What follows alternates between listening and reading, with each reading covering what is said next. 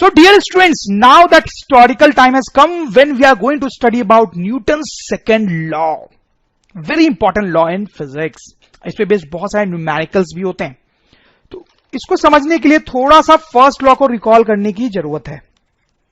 तो students, first law में हमने क्या पढ़ा कि अगर कोई ऑब्जेक्ट है और वो रेस्ट पे है और उस पर हम कोई फोर्स ना लगाएं, उस पर नेट फोर्स 0 हो, तो क्या होता है? वो रेस्ट पे ही रहती है. सही बात है. लेकिन अगर इस ऑब्जेक्ट पे हम फोर्स लगाने लगे तो फिर ये रेस्ट पे नहीं रहेगी, फिर ये मूव करने लगेगी और इसके पास कुछ वेलोसिटी आ जाएगी. ठीक बात है. साथ ही साथ स्टूडेंट्स, हमने ये भी देखा कि अगर कोई ऑब्जेक्ट कांस्टेंट स्पीड से मूव कर रहा है, वो कांस्टेंट स्पीड मैंने फॉर एग्जांपल 2 ले लिए, 3, 4, 20, 40 कुछ भी हो सकती है. अगर ये 2 मीटर पर सेकेंड की स्पीड से चल रहा है और अगर कोई फोर्स ना लगाया जाए तो उसकी स्पीड कांस्टेंट ही रहती है. सही है. लेकिन स्टूडेंट्स, अगर हम इस पे फोर्स लगा दें तो क्या होता है? तो स्पीड ऑब्वियसली चेंज हो जाएगी. देखो, इसकी initial speed 2 metre per second थी. ठीक है. हमने इसे फोर्स लगाया, सपोज करो 100 न्यूटन का, पीछे से धक्का दिया तो ऑब्वियसली क्या होगा? इसकी स्पीड बढ़ेगी. तो स्पीड इसकी बढ़ के सपोज कर लो v हो गई, चेंज हो गई. ठीक है, चेंज. ठीक है. ये सब हम न्यूटन फर्स्ट लॉ से जानते हैं. ठीक है. अब देखो, न्यूटन सेकेंड लॉ क्या करता है कि यहां पे वेलोसिटी चेंज तो हुई, लेकिन चेंज होगी ये वेलोसिटी 3 होगी, 4 होगी, 5 होगी, 6 होगी, कितनी होगी ये अभी हमें नहीं पता है. तो न्यूटन सेकेंड लॉ यही हमें बताने वाला है कि ये कितनी होगी. ठीक है. हमें अभी तक ये पता है कि फोर्स लगाने से ये वेलोसिटी चेंज हो जाएगी, लेकिन चेंज होगी कितनी होगी ये हमें न्यूटन सेकेंड लॉ बताएगा. समझ लो, यहां पर ये ऑब्जेक्ट रेस्ट पे था, फोर्स लगाने पे इसके बाद वेलोसिटी आ जाएगी, लेकिन कितनी आ जाएगी वो हमें न्यूटन सेकेंड लॉ बताएगा. न्यूटन सेकेंड लॉ बताएगा. आप समझ लो मेरी बात.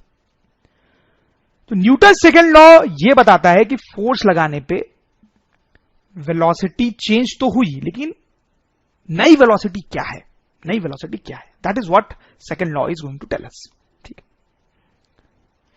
देखा जाए तो बहुत सिंपल सी बात है. न्यूटन सेकेंड लॉ ये बोलता है, ये इक्वेशन बताता है हमें. आप ध्यान से देखें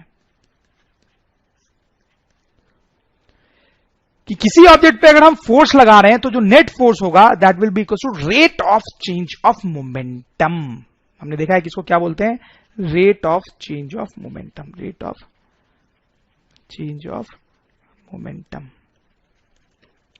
अभी आप थोड़ा सा पेशेंस रखें, अभी आपको बहुत अच्छे से समझ में आ जाएगा. हम चाहे तो स्टेटमेंट भी लिख सकते हैं न्यूटन सेकेंड लॉ का. न्यूटन सेकेंड लॉ का स्टेटमेंट है, net force applied on a body is equal to its rate of change of momentum. ये फॉर्मूला भी वही बता रहा है. हालांकि ये सारी चीजें अभी आपको बहुत क्लियर नहीं हो रही होगी. अभी कुछ एग्जांपल्स के थ्रू मैं आपको बताऊंगा तो एकदम ही क्लियर हो जाएगा, आपको एकदम क्रिस्टल क्लियर हो जाएगा. तो लेट्स सी दोज एग्जांपल्स. ये एग्जाम्पल देखें स्टूडेंट्स, बहुत ही सिंपल सा एग्जाम्पल है. एक बॉल है हमारे पास ग्राउंड में, सपोज अगर उसका मास है 2 kg. ठीक है. और वो आगे की तरफ जा रही है with initial speed of 1 metre per second. ठीक है. सिचुएशन समझ रहे हो आप. अब कोई आदमी जो है वो पीछे से इस पे धक्का लगाना शुरू करता है, इसको पुश करना शुरू करता है. तो वो फोर्स लगा रहा है 50 न्यूटन का पुश लगाना शुरू करता है. तो स्टूडेंट, आप समझ सकते हैं यहां पर क्या होगा. ये जो बॉल है इसकी स्पीड बढ़ने लगी. आगे तो जा ही रहा है, इसकी स्पीड बढ़ने लगेगी. ठीक है. तो हमें बताना है कि इसकी स्पीड क्या होगी 10 सेकेंड बाद हमें बताना है कि बॉल की स्पीड कितनी होगी. समझ रहे हो आप क्वेश्चन को? ये बॉल पहले 1 की स्पीड से चल रहा था, किसी ने पीछे से इस पे फोर्स लगाया तो इसकी स्पीड बढ़ने लगी. 10 सेकेंड बाद स्पीड बढ़ के कितनी हो जाएगी ये हमें बताना है. तो स्टूडेंट्स, आप बिल्कुल अच्छे से समझ रहे होंगे सिचुएशन. तो ये जो काम है हम न्यूटन सेकेंड लॉ से कर सकते हैं. न्यूटन सेकेंड लॉ बोलता है f net is equal to m v minus u by t. ठीक है. ऊपर वाला टर्म देखो मोमेंटम है और नीचे है टाइम, तो पूरा हो जाता है rate of change of momentum. तो आप देखो स्टूडेंट्स, फोर्स कितना लगाया जा रहा है वो दिया हुआ है, दैट इज 50. ठीक है. मास कितना है ऑब्जेक्ट का, ये दिया हुआ है 2. फाइनल वेलोसिटी v हमें निकालना है और u कितना दिया हुआ है 1. And time is 10 seconds. ठीक है, तो यहां से आप देखो क्या आएगा, इसको सॉल्व करने की जरूरत है। आप इससे कैंसिल करोगे तो ये 5 आ जाएगा, तो 50 into 5 equals to v minus 1। It means आप देखो यहां से आ जाएगा 250 इक्वल्स टू v माइनस 1, यहां से आ जाएगा v equals to 250 plus 1 that is 251 metre per second. ठीक, तो यहां से आ गया कि ये जो ऑब्जेक्ट है उसकी वेलोसिटी 10 सेकेंड बाद इतनी हो जाएगी 251 metre per second. I hope आपको बिल्कुल क्लियर हो गया होगा स्टूडेंट्स। जैसे कुछ और एग्जांपल्स देखेंगे और क्लियर होगा, थोड़ा सा पेशेंस रखने की जरूरत है। सपोज करो ये जो बॉल है स्टूडेंट्स वो पहले रेस्ट में है, इसका मास है 5 kg। ठीक है, रेस्ट में। अब कोई आदमी इस पे पीछे से फोर्स लगाना शुरू करता है 10 न्यूटन का, 10 न्यूटन का फोर्स लगाना शुरू करता है, तो क्या होगा स्टूडेंट्स, ये अब आगे जाने लगेगी, आगे जाने लगेगी। ठीक है, हमें बताना है कि 5 सेकेंड बाद, 5 सेकेंड बाद या फिर 20 सेकेंड बाद, 20 सेकेंड बाद इस बॉल की क्या वेलोसिटी हो जाएगी। ठीक है, आदमी इसको पीछे धक्का दे रहा है तो इसके पास वेलोसिटी आएगी, तो 20 सेकेंड बाद इसके पास क्या वेलोसिटी हो गई होगी, ये हमें बताना है। तो स्टूडेंट्स बिल्कुल वही काम करना है जो अभी हमने किया है। न्यूटन सेकेंड लॉ की इक्वेशन लगानी है, f net equals to m v minus u divide by t. अब जो जो चीजें हमें पता है वो इस फॉर्मूले में पुट करेंगे। F इज 10 न्यूटन, तो 10 Newton, M is 5 kg, V is to be found, U कितना है, U पहले ये रेस्ट में थी, रुकी हुई थी, तो U क्या रख देंगे 0, और कितने टाइम बाद की सिचुएशन बतानी है 20। ठीक है स्टूडेंट्स, अब इसको सॉल्व करके v निकालना है, तो 5 से 20 कैंसिल होकर 4 आएगा, तो आप देखो 10 into 4 will be equals to v minus 0, यहां से आ गया v equals to 40 metre per second. That is my answer. ठीक है, तो आपको समझ में आया कितना सिंपल होता है इस फॉर्मूले को यूज करना। अब अगला एग्जाम्पल देखेंगे स्टूडेंट्स हम, लेकिन इस एग्जाम्पल को देखने से पहले एक छोटी सी और सिंपल सी बात मैं आपको बताऊंगा जो कि बड़ी इंपॉर्टेंट है स्टूडेंट्स।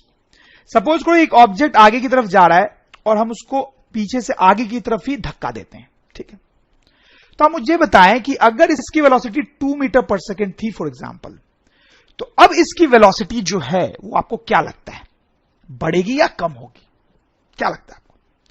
तो स्टूडेंट्स इसकी जो वेलोसिटी है वो डेफिनेटली बढ़ेगी। आप क्लियरली समझ रहे होंगे, ये आगे जा रहा है और आगे की तरफ ही इसको धक्का दे रहे हैं, तो इसकी वेलोसिटी बढ़ेगी। ठीक है, अब स्टूडेंट्स आप एक और सिचुएशन सोचो कि ये बॉल आगे जा रही है और सपोज करो फिर से उसकी वेलोसिटी 2 मीटर पर सेकेंड है, लेकिन हम उसको पीछे की तरफ धक्का दे रहे हैं, पीछे की तरफ धक्का दे रहे हैं, उल्टे डायरेक्शन में फोर्स लगा रहे हैं।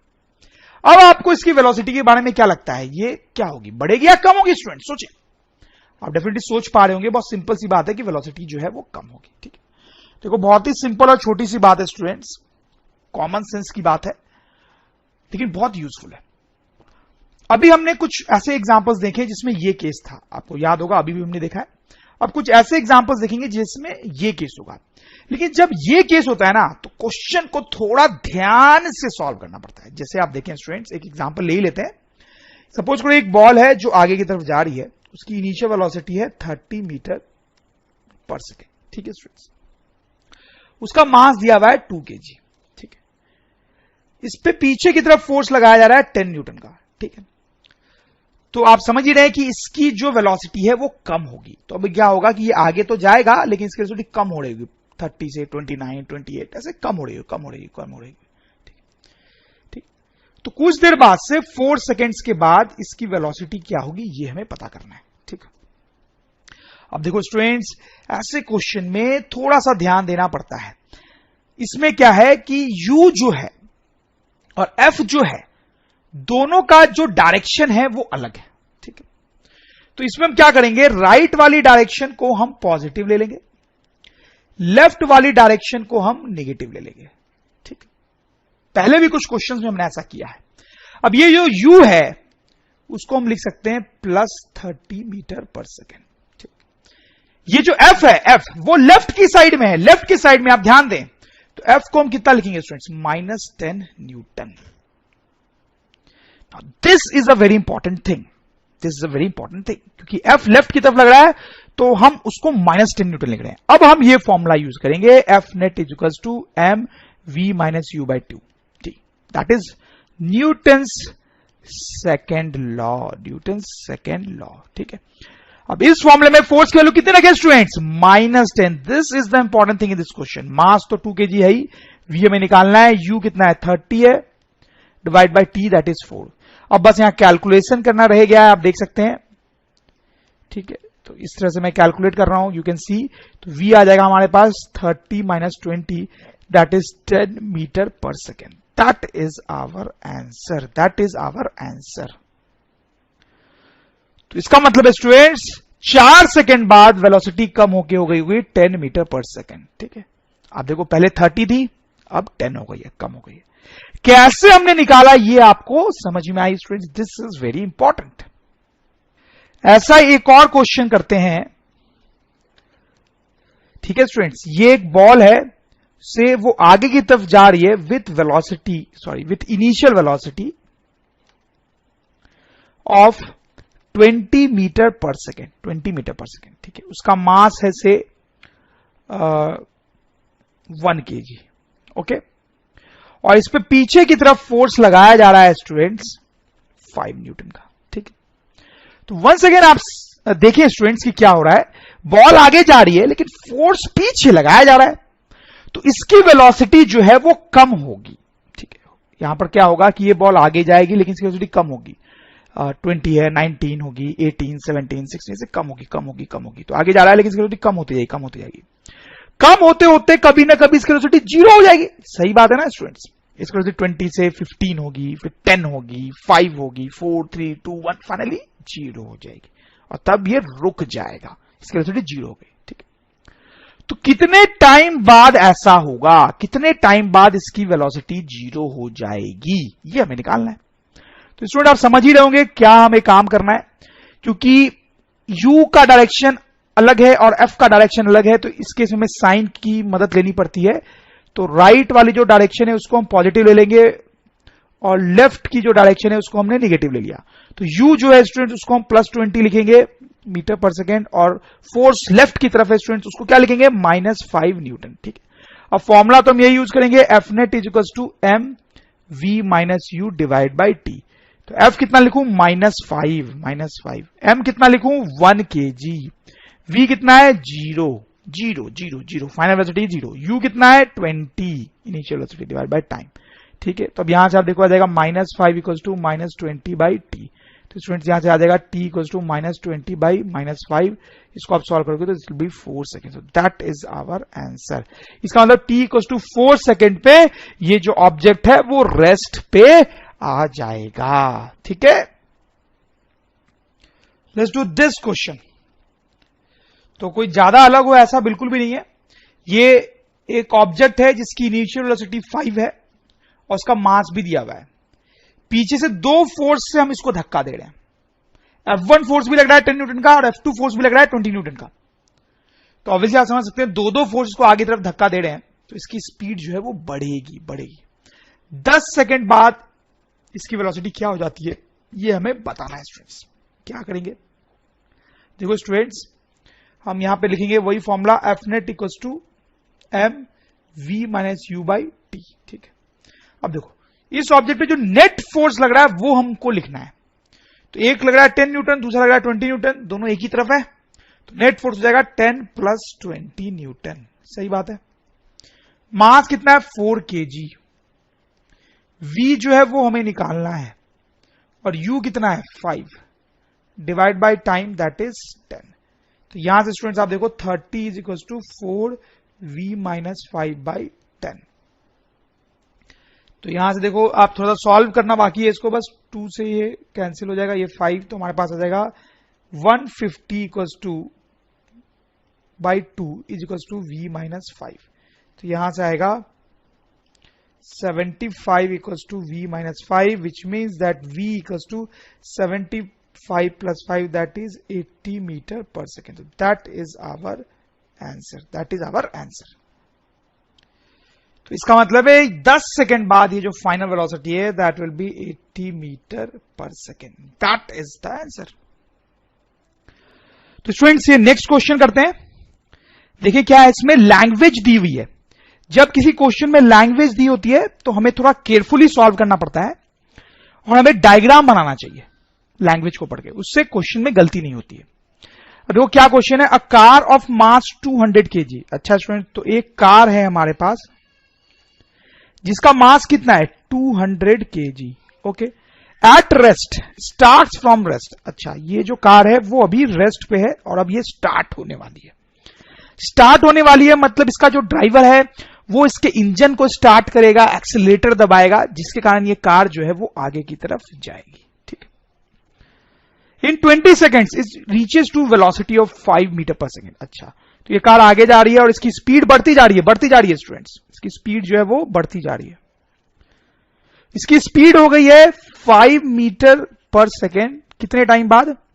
20 सेकेंड बाद। 20 सेकेंड बाद इस कार की स्पीड 5 हो गई, ऐसा दिया हुआ है। Find force acting on it, find force acting on car.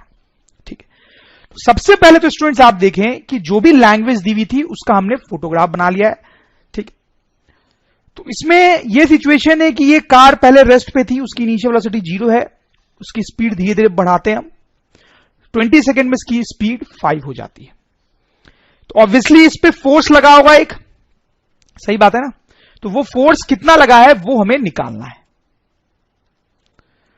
तो स्टूडेंट्स क्या होता है कि जब कार के इंजन को हम ऑन करते हैं तो उसके कारण कार पे एक आगे की तरफ फोर्स लगता है, ठीक है, जिससे उसकी वेलोसिटी बढ़ती है, वही फोर्स निकालना है। तो आप समझ ही रहे हैं स्टूडेंट्स हमें क्या करना पड़ेगा, वही फॉर्मूला अभी तक जो हम लगाते आ रहे हैं न्यूटन सेकेंड लॉ का। तो फोर्स हमें निकालना है, मास दिया हुआ है 200, वी दिया हुआ है देखो 5, यू कितना है स्टूडेंट्स 0 और टाइम कितना लगा है 20। ठीक है, तो आपको सॉल्व करेंगे स्टूडेंट्स तो यू विल गेट 50 न्यूटन। तो दैट इज आवर आंसर कि इस कार पे आगे की तरफ जो फोर्स लगा है दैट इज 50 न्यूटन स्टूडेंट्स। ठीक है, बहुत सिंपल क्वेश्चन है, आप देख सकते हो। तो स्टूडेंट्स अगर ड्रोन स्टडी की ये वीडियोस आपको अच्छे लग रहे हैं तो आप प्लीज इनको लाइक करें, सब्सक्राइब करें, कमेंट्स लिखें स्टूडेंट्स, अपने थॉट्स बताएं, हमारे साथ शेयर करें कि आप और क्या चाहते हैं। और इतना ही नहीं स्टूडेंट्स, सबसे इंपॉर्टेंट नीचे शेयर बटन पे क्लिक करें और अपने दोस्तों के साथ इन वीडियोस को व्हाट्सएप और फेसबुक पे शेयर करें स्टूडेंट्स, ताकि वो भी इन वीडियोस का फायदा उठा सकें स्टूडेंट्स, राइट।